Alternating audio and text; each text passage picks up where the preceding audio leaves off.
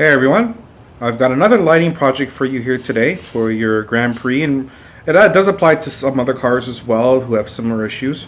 And that's of course putting as the video says, putting LED lights in your trunk. Whereas you could put LED lights in most other things, like when you go inside the car and the lights on the roof and stuff, you could just plug and play bulbs. The trunk is a different story, annoyingly. So there's a couple things to know with it. There actually is. I've seen kits out there. I've tried a few things. They even tried light bulbs with supposedly CAN bus error free and stuff like that. That's supposed to prevent it. Doesn't happen. I've seen some people sell kits and had mixed results. So, but I found this kind of, I suppose you could say, a hacker way or a cheap shade tree mechanic way to do it. Seems to work okay, and it'll do well enough. So I'll show you that. Of course, it's up to you if you want to do it or not, but I think it's a good little project to do, and it'll kind of nice up your trunk a little bit. So enough talking. Let's get right to it. Before I do, don't forget to like and subscribe if you do like the video. If you didn't like it, dislike too. Let me know that there was a problem with it. That's how I can make my content better. And of course, comment whenever you want. Other than that, let's get started. So this is the goal that we're looking at here. Now this is a very cheap job. I actually just ran this as a test. I've tried many different ways to get this to work. And I'll actually even go through that with you. So expect a little bit of a longer video, not just going to go straight plug and play, because there's things to know about this. There's reasons why it's not so easy, and I just wanted to go through that with you. But you can see here I've got the LED set up, and the reason I'm also mentioning this is kind of a cheap job. I only use this for a temporary, just to, again, to test out. Now that I've got it working and I know exactly what has worked, I am going to be putting some better LEDs and setting this up a little bit better than it is here. So we'll go through all that, but first thing first, I kind of want to explain what's happening and why we have to go through this whole process. First thing first, let's talk about what is here. This is your standard light with the standard light bulb and your standard wiring. So, to change the light bulb, you just pull that right out, and this is your standard bulb. Nothing special, nothing fancy about it. Just a regular bulb. And the first inclination, of course, is just to replace this bulb right here. So the first inclination is to just plug in an equivalent LED. So I do have one here, and when you plug that in, what you end up getting is this fast flicker that goes on here. You see? Now I can tell you, even with putting in a supposed CAN bus air bulb, which really more is for European or any type of bulbs with supposed transistors and stuff inside, it doesn't fix the issue. Now I'll tell you where the problem comes in. And the problem is this. So you see I have it hooked up. Right now I have the negative lead on my voltmeter hooked up to a ground, and I have it set up in the positive right over there, and you can see I'm reading the voltage. So, but as soon as you unplug this bulb, it gets a burst of higher reading on it because it's no longer drawing current, and then you'll see it'll start dipping.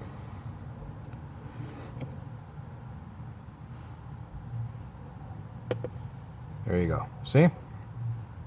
So with the bulb, I believe it's transistor based. I'm not 100% sure on this. I never actually looked that far into it. Maybe someone can answer it. See, look, the voltage just drops entirely.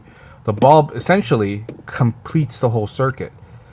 Without that in place, no voltage is coming through. And then if we hook up even the LED bulb, which is now giving the fast flicker, you can see the voltage doesn't change. And this is the reason why you need to have something in here. You need to have a bulb or something in here to be constantly completing the circuit. If you don't complete that circuit, so there you go. If the circuit's not complete, anything you hook up into the wiring up here is not going to work. And this is why you can't just plug in a standard LED. So the question becomes, what do you do?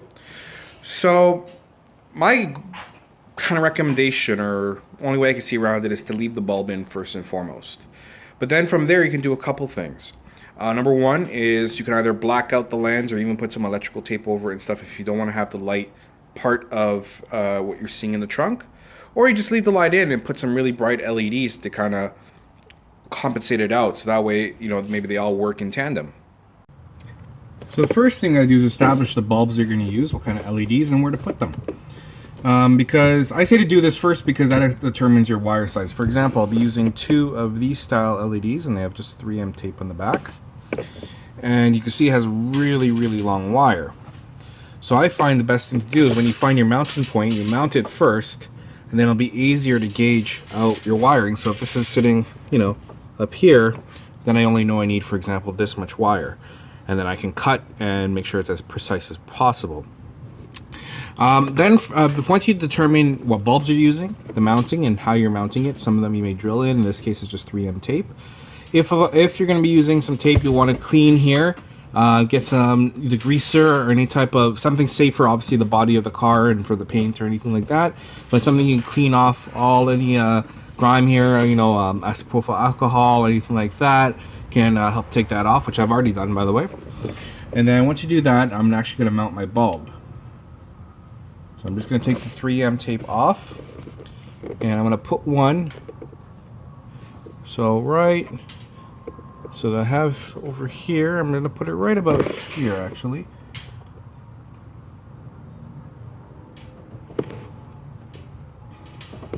Okay, and make sure you hold that in nice and solid. And I'm going to do the same for the other side. I'm going to mount it just about the same spot. So that goes here, and I am going to put that. Now, of course, you can always measure too. I'm doing this by eye. You can always measure as well. And this I'm going to put right about here.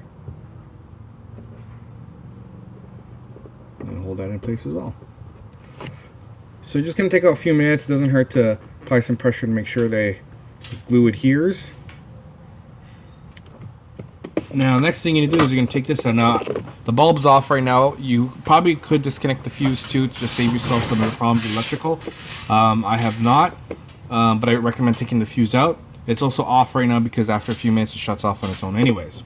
I'm going to take the bulb out of here for now. And we have to open up over here. So I'm going to do that here. Let's take a look. Now, because I had that LED, I've already removed it, but I had that LED that was run there. I've already cut 2 spots in the wiring. So we're going to open this up. So here now.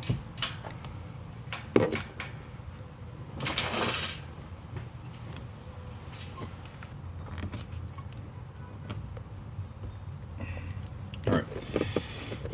So I'll stop the video in a sec because this part here would be pretty straightforward, but it's actually a little bit more work for me because I had the LEDs temporary run into here. What you would do is you would just use, you wouldn't obviously have the electrical tape that's run here and here because I used the tape temporarily to hold it in place. So in this case here, you just use a wire stripper, something like this for example, and you'd put it onto the wire. And this tool is brilliant. If you don't have one of these, by the way, it's brilliant because you just put the wire in and you go like that and it automatically strips the wire for you. It's perfect. So just do that for each side of the wire here, and that'll give you some exposed wire to work with. Give me a second though, I'm going to undo the smaller pieces of tape here, and then we'll continue on. Okay, so this is how I'm going to gauge out the wiring. I've basically left the light. Now, be careful, of course, you don't want the positive and negative to touch. That's a pretty obvious, I think. But as you can see, I've left this hanging here. The reason I left this hanging is because when I run this wiring, I want to make sure that I leave enough wiring that if I have to replace the bulb and I have to take it out, when it's coming, it's not hanging down too short that it's very hard to get to. So you want to make sure you leave enough. So I have it hanging down here. I'm probably going to set it so the wiring can hold it at about here. So at about here, you want to make sure that you're running your wire. Of course, we'll secure the wiring later, but for now, we're running the wire. And you want to run it so that you can bring this down and it comes to right where you want it to. So I'm going to cut this one at about here. And again, we're going to get our tool here. I'm going to cut that. Same thing this one now. Again, I'm going to hold this about here, and I'm going to run the wiring to where it would go, and we're going to go about here. So now, same thing here. I'm going to cut the wire. Now this one, all these LEDs are different. This one here is in the sense it's different because it's actually, if you can look, it's got 2, I don't know if it's enough to see it, but it's one tubing with a positive and negative on the inside. So now you're going to see the stripper in action here. I'm just going to use the stripper to pull that apart. And now that I have these wires, I'm going to strip these down as well. Now this is a thinner wire, so you got to be careful when stripping it. And of course, each LED is going to be different too, right? So this is our positive. And this is our negative. Now, of course, if you're also doing this and you're running just one LED, obviously you just do this once. Different LEDs have different wires. Like the one I had in previous to this one had a much thicker positive and negative terminal. Wiring, I should say, not terminal. So, you know, it all varies. We're just going to set this up here and prep it out. Now, what I am actually going to do, so I've prepped it here. Well, actually, let's prep that a little better. Twist. Ooh, careful, sometimes they're sharp. Is now I'm going to do the same over here, and I'm going to connect the wires together first.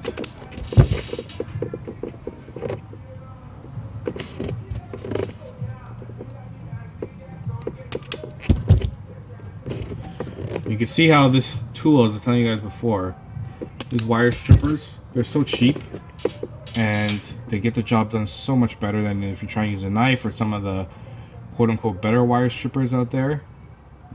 These ones do the job. I've had this a number of years and it's perfect. So we're going to fold the wire over.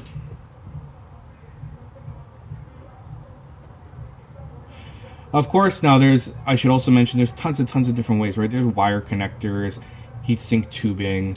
There's so many different things. I'm sure there's actually some people who are electricians who may actually watch this video and may not be completely pleased with the way I'm doing this.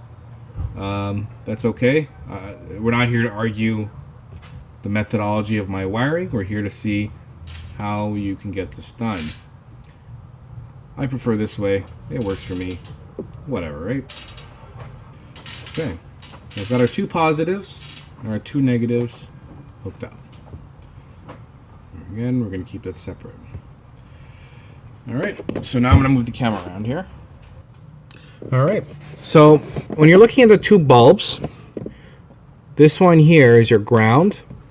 This one here is your power. The ground is the one with the black stripe on it. So we're just going to hook that one up first quickly here. And again, at this point, you should have your fuse for the trunk removed. And then I'm going to take the positive. We're going to touch it, and you can see already these lights are on. And they're looking really good.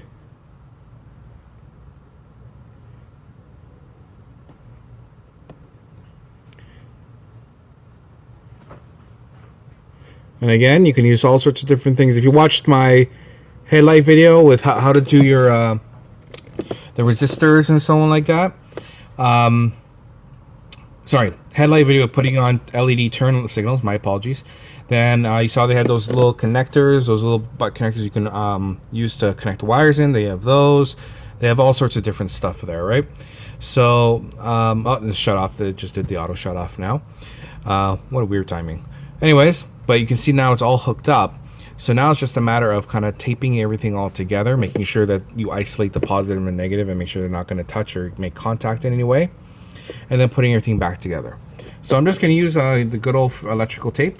So now we're just going to take the positives and put them here. And I'm going to put some electrical tape right on. We're going to just tape it all together. Because there's not going to be any exposure to elements or anything like that, I don't really have to worry too much on that end. It's going to be a matter of making sure that the wires are isolated.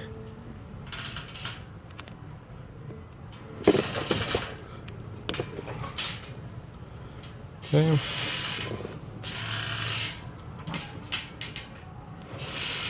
Actually, we hook that button back up. I pulled it a little bit. And then we're gonna tape that one up too.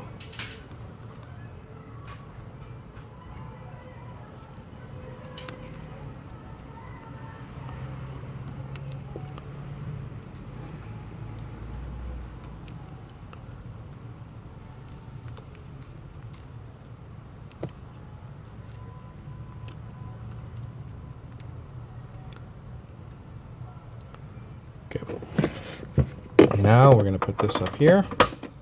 And at this point, it would be safe to start isolating your not isolating, what I'm talking about, hooking up your fuse. And then also now you got to secure in these wires. So for me, I'm gonna first tape all this together right here. Let's actually make sure. Take this out. Yeah, that should be good.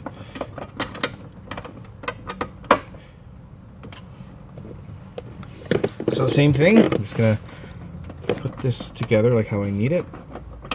Disconnect this. And we're gonna take some tape. I'm gonna start taping it from here. You want to just try and make it as tight as possible, as neat as possible.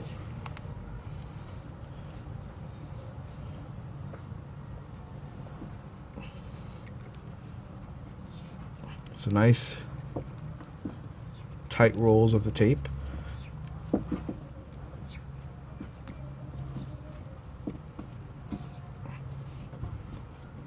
Again, other people will say there's other ways to do this, and that's perfectly fine. Now we're just going to put that back in.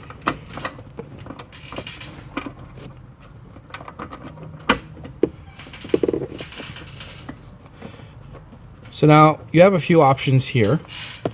You do have some excess wiring. For example, you can just get your, if you want, depending how, you can leave it hanging, but I think that looks kind of unprofessional. You know, you can get, you can just use even some tape and tape it on. That's a little ghetto as well, but you can do that too, of course. Or you can do like what I'm going to do and get some, they have brackets you could drill in and then mount it. But you got to be careful when you're drilling in here because there could be exposure to some moisture or anything like that over time, because there's a lip here and moisture could get inside and kind of start rusting through on this part. Shouldn't be too much of an issue. But if you look, like for example, right over there,